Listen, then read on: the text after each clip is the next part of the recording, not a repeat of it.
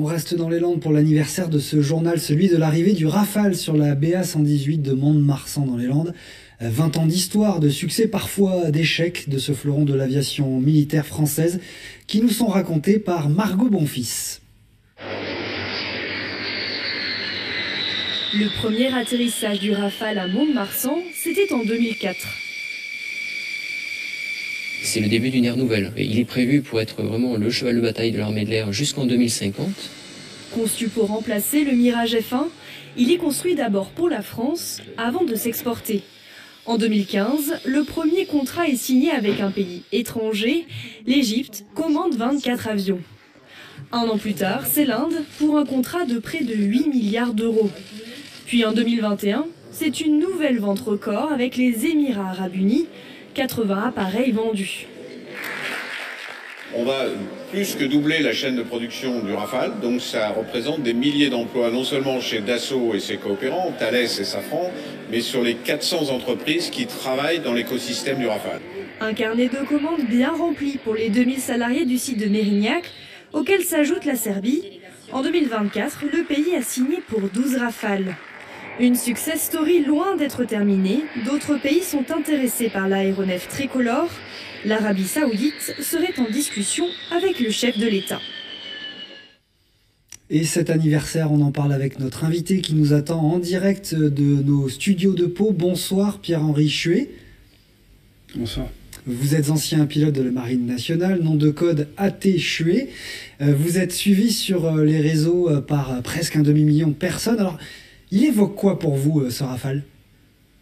Alors, il évoque la puissance, l'efficience et surtout, je pense, le succès des armes de la France, au sens où c'est un avion qu'on a fabriqué grâce à nos ingénieurs, grâce à nos mécaniciens, grâce à nos techniciens, il ne faut pas les oublier, et qui est absolument merveilleux et qui, à l'heure actuelle, alors je vais pas vous dire que c'est le meilleur avion de chasse au monde, parce que ça dépend quelle utilité vous voulez avoir avec votre avion, c'est très technique, mais c'est un avion absolument merveilleux avec lequel on part au combat les yeux fermés, sans aucun doute sur le fait qu'il peut nous ramener à la maison. On dit de lui qu'il est le couteau suisse des airs, pourquoi ?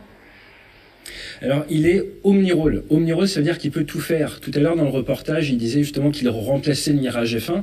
Pour être très précis, il a en fait remplacé tous les avions qu'avait l'armée de l'air et également la marine pendant la guerre froide. Donc, il a remplacé une petite dizaine d'aéronefs qui étaient chacun spécialisés dans une mission, qui était monomission, et lui peut tout faire. Et juste en appuyant sur un bouton, air-sol ou RR, en fait, vous transformez l'avion, vous transformez ses capteurs, vous transformez ce à quoi servent les boutons auxquels vous avez accès sur la manette des gaz à gauche et sur le manche, et il se transforme, ça devient un autre type d'armement. Très polyvalent, on l'a compris. Il a fait ses débuts dans la marine où vous étiez, vous, notamment sur des porte-avions. Le seul avion français accepté par les Américains sur leur porte-avions, c'est bien ça ? Tout à fait, oui. Alors, il a eu beaucoup de missions, pour revenir avec vous. Afghanistan 2007, Mali 2013. Ces missions, c'est ce que vous disiez, il est complet sur la défense, les bombardements, la reconnaissance, c'est ça ? Si on a bien compris. Effectivement. Et il peut faire également tout à fait de la reconnaissance. Même la version marine fait du ravitaillement en vol. Il peut faire de la défense du territoire. Il peut faire la défense des frontières. On le voit depuis quelques années maintenant. Il va protéger, par exemple, l'espace aérien de l'OTAN ou de la défense de navires en mer. Une capacité à intercepter des drones également. On l'a vu cette année, en 2024. Donc j'ai presque envie de vous dire, au fur et à mesure que le combat et que les challenges changent pour les forces armées, eh bien, il arrive à changer, il arrive à se moderniser, et ça, c'est en partie grâce à Mont-de-Marsan et au CEAM qui est basé, qui fait évoluer le Rafale, parce qu'entre celui qui a volé il y a 20 ans et celui d'aujourd'hui, ça n'a plus rien à voir. Ça n'a plus rien à voir. Vous parlez justement de Mont-de-Marsan, c'est toute une économie aussi pour notre région. Dassault, on a vu Mérignac, 2000 salariés, Thales, Safran, il fait aussi vivre beaucoup de personnes, ce Rafale.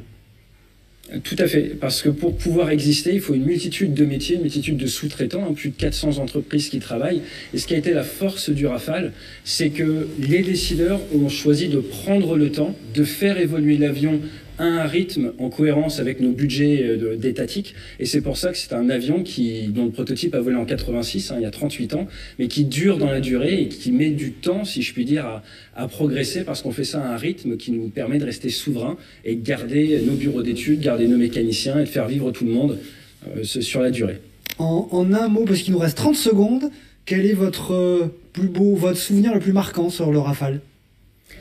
Alors, je vais vous en donner deux. Un, c'est à l'entraînement, ce qu'on appelle les pushs supersoniques à 50 000 pieds. Vous êtes à 15 km d'altitude, vous mettez les gaz à fond, vous passez le mur du son et vous rentrez dans la zone d'opération. Et là, vous avez un sentiment de puissance énorme. Et le deuxième, c'est au combat. On aidait les forces spéciales en Irak.